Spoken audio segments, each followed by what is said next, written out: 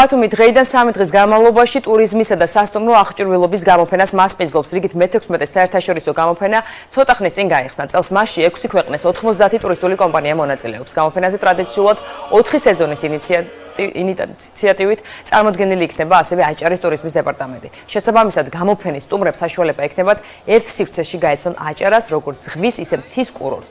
საერთაშორისო გამოფენა კომპანია ექსპო ბათუმის ორგანიზებით ყოველწლიურად იმართება და მისი მიზანი ტურიზმის სექტორში მოღვაწე კომპანიების დაახლოება და სამომავლო თანამშრომლობაა.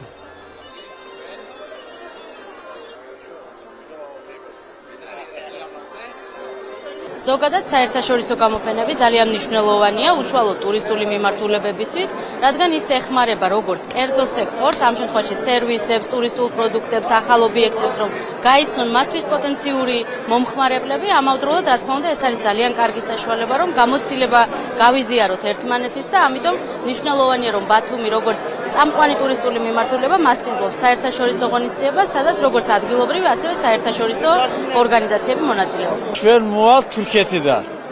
თურქეთში გვაქვს ჩვენი ყაბახტარის სოფელი, ძველი ქართველების სოფელი. ჩვენ ვაკეთებთ ეკოთურიზმი და ჩვენი ფილოსოფია გვაქვს სახელია OEB კონცეპტ. აი ნიშნავს რომ რეალურად სოფელი, რეალურად ცხოვრობა. არა მარტო ტურიზმის საქმე. და იქ გვაქვს ჩვენი სასტუმრები